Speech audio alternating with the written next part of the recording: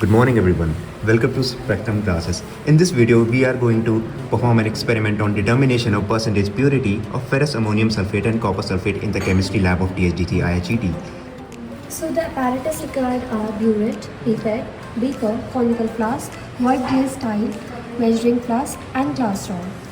And the chemicals required for this are N by 20 potassium dichromate solution, N by 20 standard ferrous ammonium sulfate solution, potassium ferricyanide as external indicator and sulfuric acid.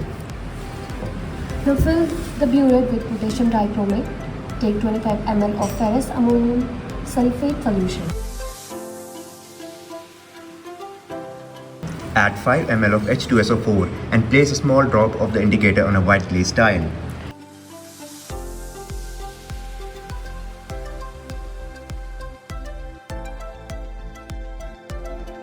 Run into dichromate from burette into titration flask 1 ml at a time with constant shaking and squeezing.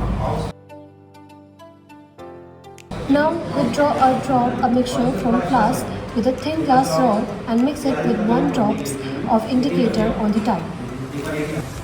If a blue color appears, it means the endpoint has not yet been reached. Now add 1 ml of dichromate and again test it with indicators until no blue color is obtained. The reading of the burette at this point will be given the volume required for the oxidation. So here are the final observation table which has to be made, and this is the calculations which is required. And thus we will get the strength of the given solution, the molecular weight of FAS, Y gram of sample contains X and the gram per liter or the molar.